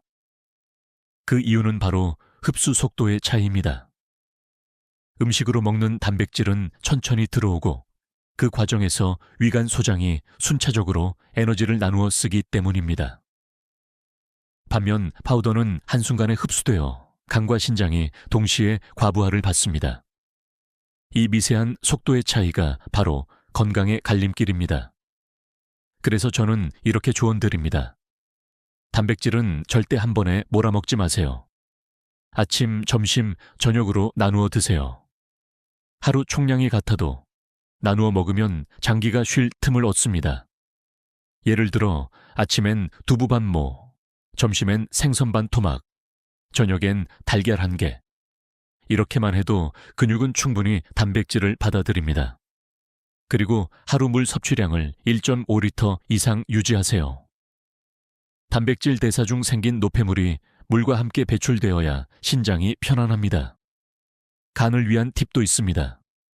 단백질을 섭취할 때 비타민 C와 식이섬유를 함께 먹으면 간이 해독하는 부담이 줄어듭니다. 대표적인 음식이 바로 브로콜리, 사과, 귤입니다. 이 세 가지는 단백질의 부산물을 붙잡아 몸 밖으로 내보내는 역할을 합니다. 즉, 단백질의 그림자를 줄이는 천연 정화제입니다. 흥미로운 점은 동양의학에서도 비슷한 말을 오래전부터 해왔다는 것입니다. 콩은 신장을 보하고 두부는 열을 내린다. 이는 단백질을 음양의 균형 속에서 다뤄야 한다는 고대 지혜입니다. 단백질이 양이라면 식이섬유와 미네랄은 음입니다. 이 둘이 균형을 이루어야 몸이 조용히 회복됩니다. 한 가지 예를 들어 볼까요? 65세 남성 환자 한 분은 단백질 파우더를 1년 넘게 드셨습니다. 운동도 하고 단백질도 챙기는데 왜 소변이 탁하고 몸이 무겁죠? 검사 결과 간 수치가 살짝 올라 있었고 신장 기능도 경계선이었습니다. 저는 그분께 이렇게 말씀드렸습니다. 이제 단백질을 조금 줄이고 대신 두부와 생선, 채소를 늘리세요. 단백질이 줄어도 흡수율이 높아지면 근육은 더 좋아집니다. 2달 후, 그분은 놀랍게도 근육량이 유지된 채 피로감이 사라졌습니다. 이건 단순히 음식의 문제가 아닙니다. 몸이 쉬는 법을 배운 것입니다. 단백질은 많이가 아니라 균형 있게 먹는 것이 진짜 건강입니다. 그래서 저는 이렇게 정리합니다. 몸은 단백질을 원하지만 간과 신장은 쉼을 원합니다. 이 두 가지를 동시에 만족시키는 방법은 결국 천연 식사의 리듬을 회복하는 것입니다. 이제부터는 우리가 주의해야 할 반대편, 즉 단백질 파우더 속에 숨어있는 보이지 않는 첨가물의 위험을 알아보겠습니다. 몸을 살리는 줄 알고 마셨는데 오히려 천천히 해치는 물질들이 있습니다. 그 이름조차 낯선, 그러나 우리 몸속에서 오래 남는 것들입니다. 단백질 파우더의 라벨을 자세히 읽어본 적 있으신가요? 대부분 고단백, 무설탕, 저지방이라는 문구만 눈에 들어옵니다. 하지만 그 아래 작은 글씨를 보면 익숙하지 않은 화학 이름들이 빼곡히 들어 있습니다. 그중 일부는 우리 몸이 전혀 모르는 물질입니다. 예를 들어 인공감미료 수크랄로스, 합성향료 바닐린, 질소 보충제 크레아틴, 모노하이드레이트, 스리아틴, 모노하이드레이트. 이런 성분들은 단백질 함량을 높이거나 맛을 좋게 만들기 위해 넣습니다. 문제는 이 성분들이 노년의 간과 신장에서 완전히 분해되지 않는다는 것입니다. 서울 아산병원 영양대사센터의 보고에 따르면 60세 이상에서 수크랄로스를 매일 섭취할 경우 한 달 뒤 장내 유익균의 다양성이 35% 감소했습니다. 장내 균형이 무너지면 면역력이 떨어지고 결국 단백질 흡수율도 함께 낮아집니다. 즉, 단백질을 마시면서 흡수율을 스스로 깎아내리는 셈이죠. 또 다른 문제는 질소 조작입니다. 일부 제품은 실제 단백질 함량보다 높게 표시하기 위해 질소가 많은 첨가물을 넣습니다. 이건 소비자 입장에서는 알아차리기 어렵습니다. 그러나 몸은 속지 않습니다. 이 질소 부산물은 신장에 직접적인 부담을 줍니다. 특히 크레아티닌이 이미 높은 분들에게는 치명적입니다. 실제로 제가 진료했던 한 68세 남성 환자는 운동 후 단백질 파우더를 하루 2번씩 섭취했습니다. 한 달 뒤 혈액검사에서 간수치 GPT가 정상의 1.5배로 상승했습니다. 그는 술도 마시지 않았고 약도 복용하지 않았습니다. 원인은 파우더 속 첨가물이었습니다. 이 성분들이 간에서 해독되지 못하고 가벼운 피로감, 식욕 저하, 수면 장애로 이어진 것이죠. 그는 파우더를 끊고 천연 단백질 식사로 전환한 뒤 3주 만에 수치가 정상으로 돌아왔습니다. 이처럼 단백질 파우더의 문제는 단백질 그 자체보다 함께 들어있는 것들입니다. 심지어 천연향 첨가라고 적혀 있어도 대부분은 인공 향료를 섞은 복합 화학물입니다. 그 향이 입에서는 달콤하지만 몸속에서는 지속적인 염증 반응을 유발할 수 있습니다.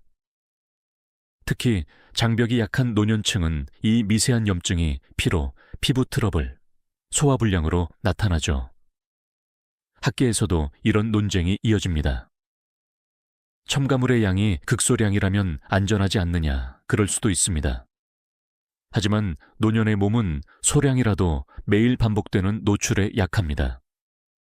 젊을 때는 간이 하루 만에 해독하지만 60세 이후에는 그 속도가 절반으로 떨어집니다. 즉, 해독보다 축적이 더 빠른 상태가 되는 겁니다. 이쯤에서 스스로에게 물어보세요. 나는 단백질을 먹고 있는 걸까? 첨가물을 먹고 있는 걸까? 이 질문 하나로 식습관이 완전히 달라질 수 있습니다. 그렇다면 이 첨가물들은 몸속에서 어떻게 작용할까요? 수크랄로스는 단맛을 내지만 장 점막의 수용체를 마비시켜 당 대사를 교란합니다. 그 결과 혈당이 불안정해지고 피로가 쉽게 찾아옵니다. 또한 바닐린은 인공 향료이지만 호흡기와 피부에 미세 염증을 남긴다는 연구도 있습니다. 이런 미세 염증이 장기적으로 근육 회복 속도를 늦춥니다. 따라서 제가 내린 결론은 명확합니다.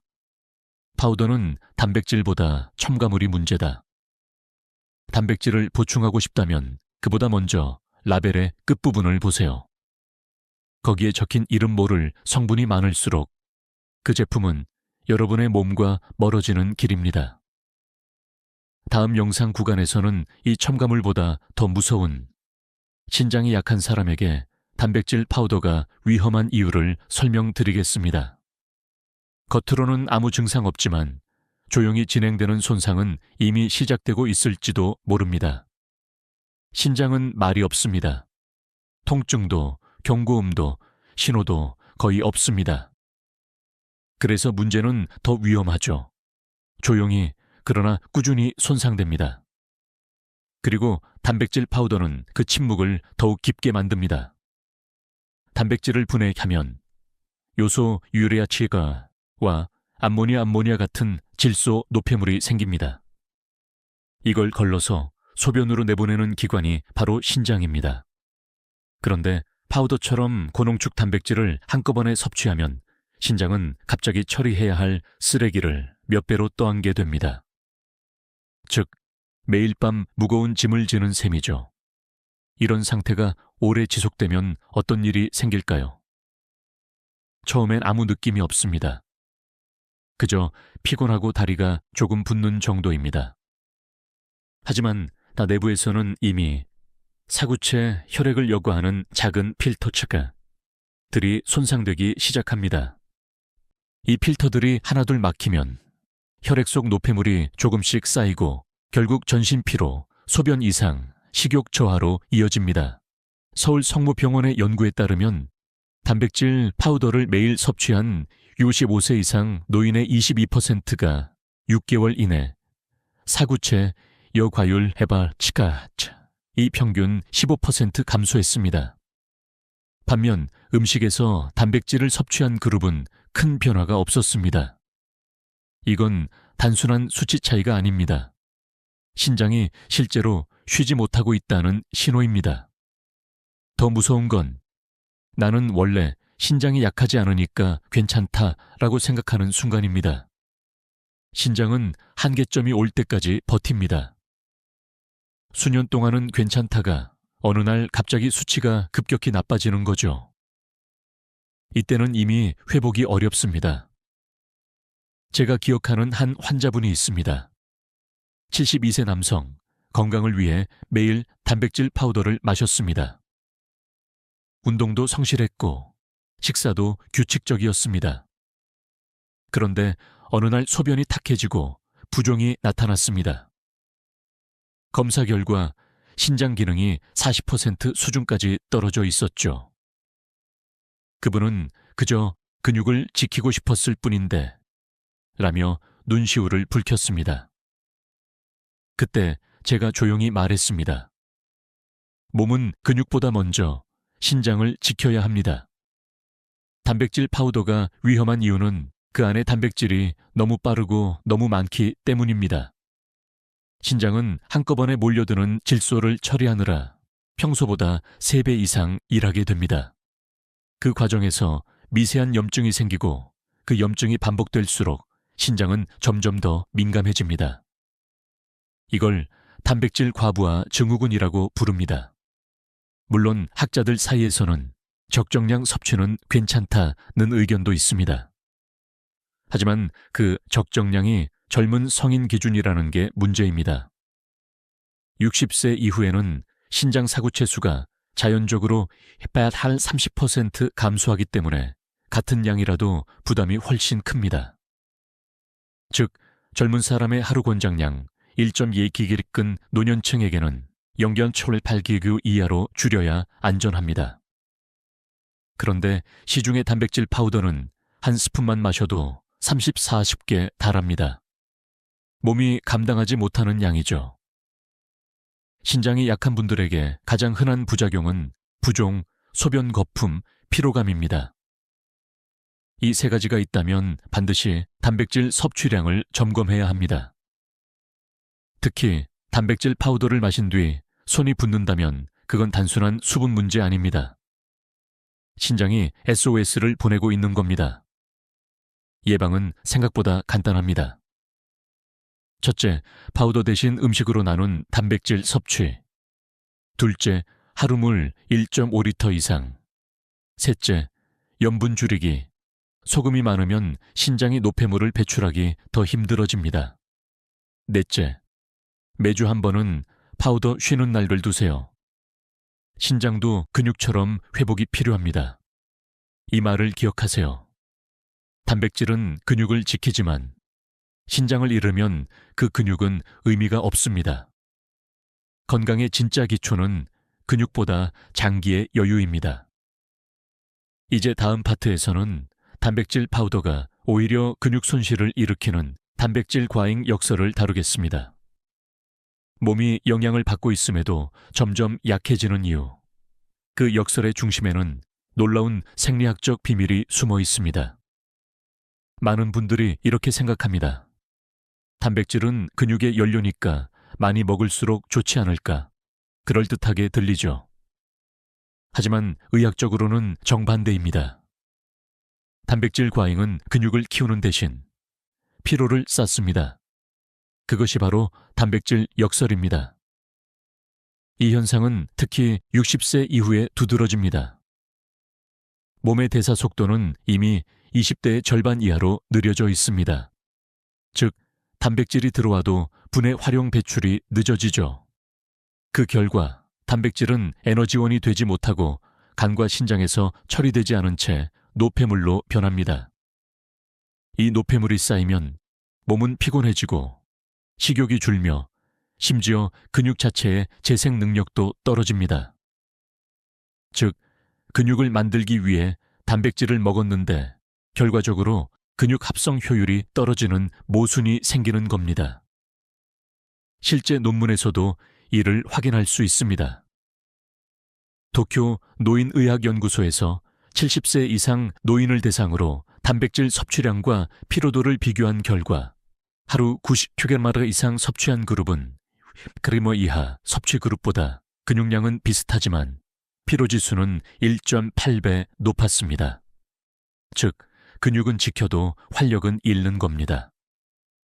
왜 이런 일이 생길까요? 첫째, 단백질 대사 부산물의 축적입니다. 단백질은 분해 과정에서 암모니아와 요소를 만듭니다. 이 물질들이 완전히 배출되지 않으면 신경계를 자극해 몸이 무겁고 머리가 멍한 느낌을 만듭니다. 그래서 단백질을 많이 먹은 다음 날, 괜히 피곤한 이유가 바로 이것입니다. 둘째, 탄수화물과의 균형 부족입니다. 근육 합성에는 단백질만이 아니라 탄수화물의 에너지가 함께 필요합니다. 그런데 파우더만 섭취하면 탄수화물이 부족해 단백질이 에너지로 전환되어 버립니다. 즉, 근육이 아니라 에너지원으로 소모되는 겁니다. 결국 근육을 키운다는 목적이 사라집니다. 셋째, 호르몬 불균형입니다. 단백질 과잉은 코르티솔이라는 스트레스 호르몬을 높입니다. 이 호르몬은 근육 분해를 촉진하고 기분 저하와 수면 장애까지 유발하죠. 즉, 단백질을 마신 뒤 피곤하고 짜증이 나는 건 단순한 기분 문제가 아니라 호르몬의 반응일 수 있습니다. 저는 이런 환자분을 여러 번 봤습니다. 69세 여성, 하루 2번 단백질 파우더를 마시며 몸이 무겁고 눈이 피로하다고 호소했습니다. 혈액 검사를 하자 간 수치가 상승해 있었고 요소질소 수치 비율 아이모세도 기준치보다 높았습니다.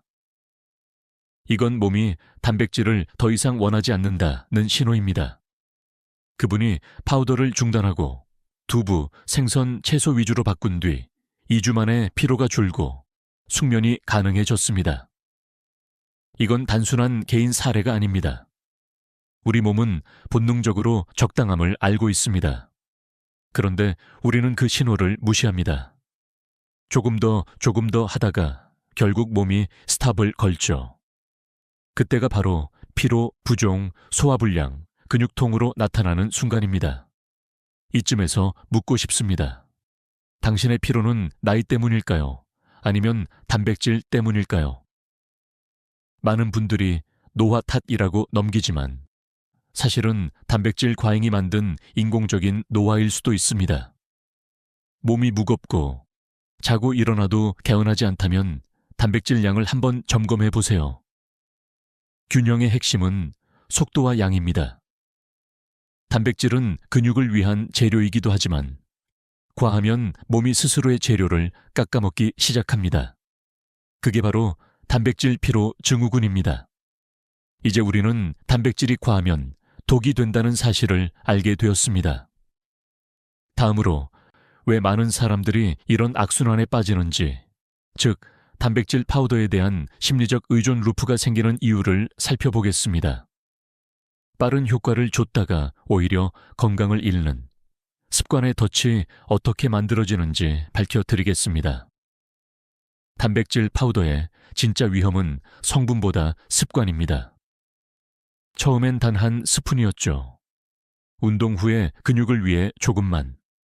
하지만 어느새 식사를 건너뛰고 하루 한두 번 마시는 일이 자연스러워집니다. 이게 바로 의존 루프의 시작입니다. 우리 뇌는 즉각적인 보상을 좋아합니다. 파우더는 마시면 금세 포만감이 오고 에너지가 도는 느낌을 줍니다. 단백질 수치가 일시적으로 올라가니까요. 그러면 몸이 좋다고 착각합니다. 하지만 그건 피로를 덮는 감각의 마스크에 불과합니다. 진짜 회복이 아니라 일시적인 각성에 가깝죠. 이걸 반복하다 보면 식사를 할 때 오히려 귀찮다는 감정이 생깁니다. 씹는 것이 느리게 느껴지고 조리 과정이 번거롭습니다. 결국 파우더가 주식이 되고 음식이 간식이 됩니다. 이렇게 되면 몸은 점점 진짜 음식의 리듬을 잃습니다. 즉, 소화, 흡수 대사, 배출의 순환이 흐트러지는 거죠. 저는 이런 환자들을 종종 봅니다. 선생님, 파우더가 편해서 식사 대신 했는데 이상하게 힘이 빠져요. 그건 몸이 편해진 게 아니라 감각이 무뎌진 것입니다. 입으로 씹고 위장에서 천천히 흡수하는 과정 자체가 몸의 회복 리듬이기 때문입니다.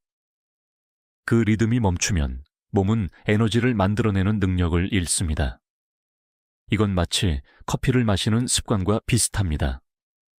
하루 한 잔은 각성을 돕지만 하루 5잔이 되면 오히려 피로를 부릅니다. 단백질 파우더도 같습니다. 도움이 습관으로 바뀌는 순간 독이 됩니다. 심리학적으로 보면 이건 건강 착시 (health illusion) 현상입니다. 우리는 무언가를 마시거나 삼키는 행위가 즉각적인 회복을 준다고 믿습니다. 눈앞에서 결과가 보이지 않으면 불안해하죠. 그래서 천천히 변화를 주는 자연식보다 즉각적인 수치를 보여주는 파우더를 더 신뢰하게 됩니다. 하지만 건강은 속도가 아니라 지속성의 예술입니다. 실제로 노년층에게 단백질 파우더 의존이 늘면서 식사량이 감소하고 장 기능이 약화되는 사례가 늘고 있습니다. 한국영양학회의 조사에 따르면 65세 이상 파우더 섭취군의 41%가 3개월 내 식이섬유 섭취량이 30% 이상 감소했습니다. 즉, 음식을 대신한 대가로 장 건강을 잃은 것입니다.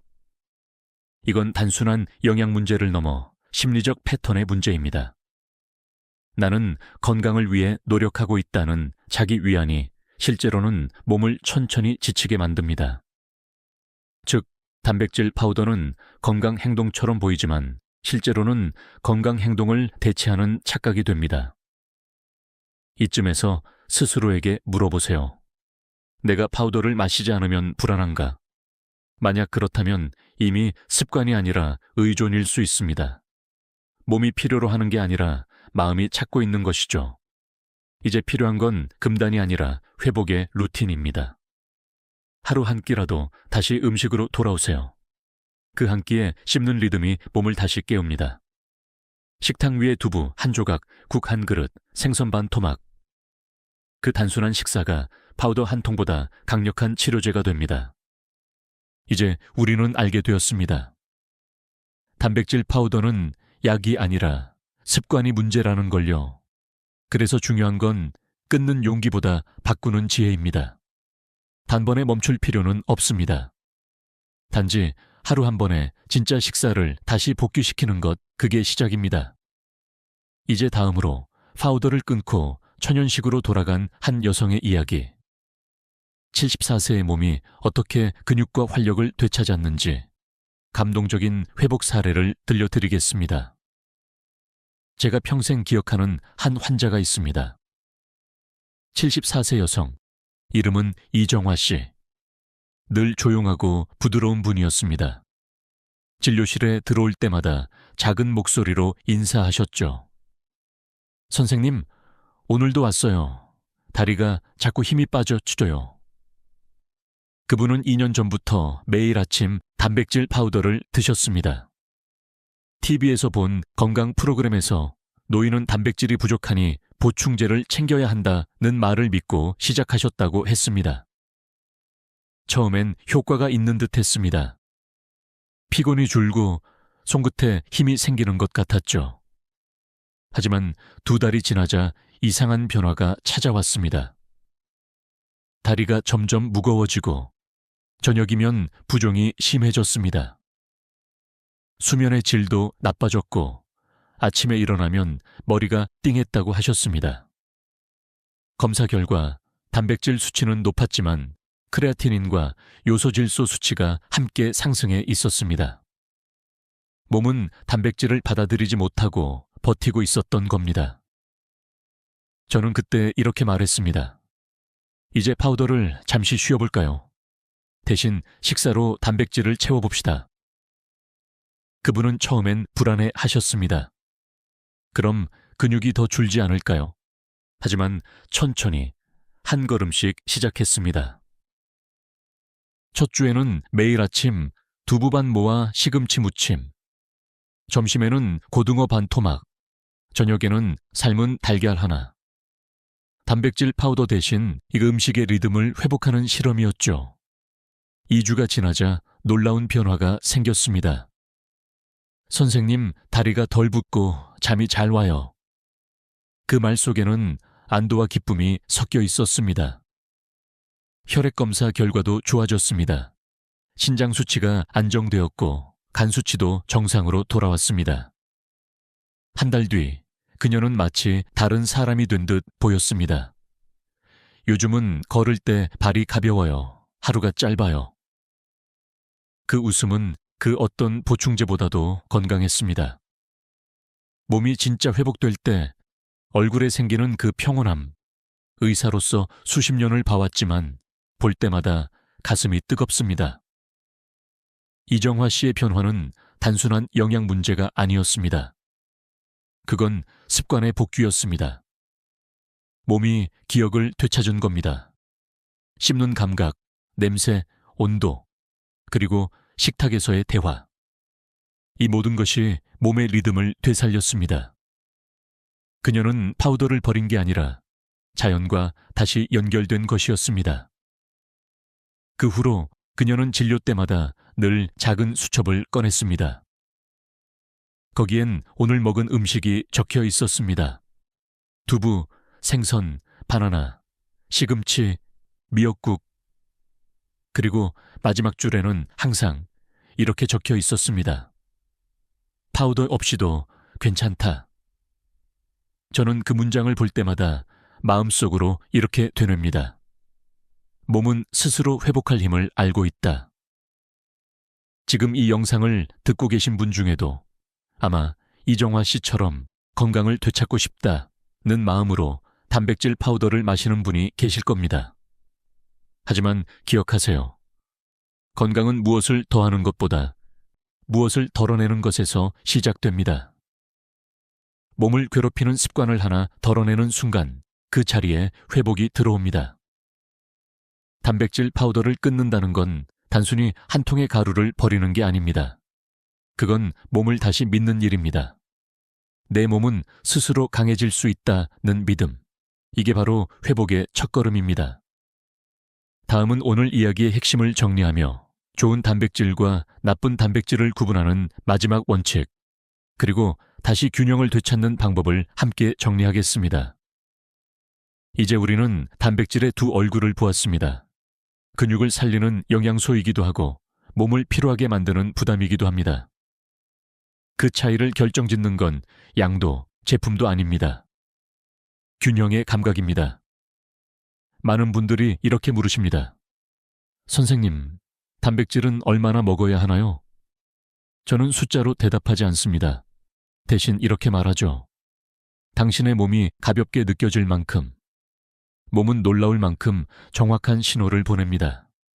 입맛이 갑자기 떨어지거나 소화가 느려지고 잠이 불편해진다면 그건 이제 그만이라는 몸의 언어입니다. 건강은 추가의 과학이 아니라 균형의 예술입니다. 단백질을 더 넣는다고 건강해지는 게 아닙니다. 단백질이 제자리를 찾을 때 비로소 몸 전체가 안정됩니다. 단백질은 근육만이 아니라 호르몬, 면역세포, 피부, 머리카락까지 온몸의 기본 재료가 되지만 그 재료가 균형을 잃으면 오히려 무너집니다. 우리는 오랫동안 단백질은 무조건 선샤인이라는 믿음에 길들여져 왔습니다. 광고는 그렇게 말하고 주변도 그렇게 믿으니까요. 하지만 이제는 질문해야 할 때입니다. 정말 그게 내 몸에도 선일까? 사람마다 간의 효율도, 신장의 여유도, 소화 속도도 다릅니다. 한 사람에게 좋은 음식이 다른 사람에게는 독이 될 수도 있습니다. 균형을 잃은 단백질은 근육이 아니라 피로를 만듭니다. 반대로 균형을 회복한 단백질은 근육보다 강한 활력을 줍니다. 그 균형의 시작은 음식의 리듬을 되찾는 것입니다. 아침엔 부드럽게, 점심엔 풍성하게, 저녁엔 가볍게. 이 단순한 원칙이 60세 이후 몸의 대사를 완전히 바꿉니다. 저는 종종 환자들에게 이렇게 말합니다. 건강은 음식의 양이 아니라 식탁의 소리에서 시작됩니다. 씹는 소리, 끓는 소리, 웃음소리. 이 소리들이 있을 때 음식은 영양이 아니라 치유가 됩니다. 파우더는 그 소리를 빼앗습니다. 속도는 빠르지만 마음은 텅 비어 있습니다. 균형을 되찾는다는 건 단백질을 덜 먹는다가 아니라 단백질이 자리를 찾는다는 뜻입니다. 근육을 위해 단백질이 존재하는 것이 아니라 삶을 위해 단백질이 존재해야 합니다. 그것이 의학이 말하는 진짜 영양이고 제가 의사로서 전하고 싶은 한 문장입니다. 지금 이 영상을 듣고 계신 분들도 오늘부터 한번 균형의 실험을 해보세요. 단백질 파우더를 하루만 쉬어보고 대신 콩, 생선, 두부, 달걀, 그리고 채소를 식탁에 올려보세요. 그날 저녁 몸이 달라질 겁니다. 소화가 편하고 잠이 깊어지고 다음날 아침 기운이 다르게 느껴질 겁니다. 그게 몸이 보내는 첫 번째 감사의 인사입니다. 결국 단백질은 믿음의 문제가 아닙니다. 균형의 문제입니다. 그 균형 속에서 근육은 자라고 마음은 편안해지고 삶은 다시 리듬을 되찾습니다. 이제 마지막으로 오늘 배운 모든 내용을 정리하며 여러분이 실천할 수 있는 작은 변화 한 가지를 제안드리겠습니다. 그리고 오늘의 메시지를 하루의 마무리로 따뜻하게 전해드리겠습니다. 지금 이 영상을 듣고 계신 여러분, 혹시 이런 생각이 드시나요? 이제 와서 뭘 바꿀 수 있을까? 그렇지만 아닙니다. 건강은 나이를 세는 게 아니라 습관을 세는 것에서 시작됩니다. 단백질 파우더를 마시던 날들을 세보세요.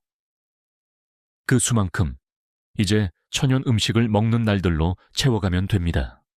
한 걸음씩 바꿔가면 몸은 금세 반응합니다.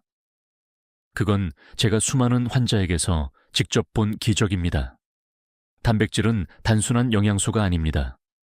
삶의 리듬을 되찾는 열쇠입니다. 두부 한 모, 고등어 반 토막, 삶은 달걀 한 개, 이 소박한 음식들이 근육을 살리고 간과 신장을 쉬게 하고 피로를 덜어냅니다. 그리고 무엇보다 나는 다시 회복할 수 있다는 믿음을 심어줍니다. 이제 우리는 단백질을 마니와지가 아니라 맞게 먹을 줄 압니다. 그건 지식이 아니라 지혜입니다. 몸의 속도에 맞추어 하루 3끼를 천천히 채워보세요. 그 속에 10년 후의 건강이 있습니다. 혹시 주변에 단백질 파우더를 마시는 가족이나 친구가 계신가요? 이 영상을 함께 공유해 주세요. 그분의 몸도 마음도 오늘 이 순간부터 달라질 수 있습니다. 그리고 여러분께 부탁드립니다. 댓글로 남겨주세요. 오늘 영상에서 가장 놀라웠던 음식은 무엇이었나요? 당신의 이야기가 누군가에게 용기가 됩니다. 또 잊지 마세요. 좋아요와 구독은 더 많은 분들에게 이 정보를 전하는 힘이 됩니다. 마지막으로 저는 이 말을 드리고 싶습니다. 건강은 완벽함이 아니라 꾸준함의 흔적입니다. 하루 한 끼라도 몸이 편안한 음식을 선택하세요. 그 선택이 쌓이면 10년 후에 당신은 지금보다 훨씬 가볍고 밝은 얼굴로 미소 짓고 있을 겁니다. 몸은 우리를 배신하지 않습니다. 우리가 조금만 귀 기울이면 몸은 언제든 답을 줍니다. 지금부터 다시 시작하셔도 늦지 않습니다. 정화 씨처럼 당신도 분명히 회복할 수 있습니다. 지금까지 함께 해주셔서 고맙습니다.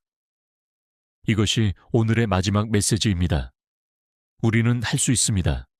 함께 제대로 해냅시다. 지금까지 듣기만 해도 튼튼해지는 튼튼 라디오였습니다. 건강한 하루 보내세요.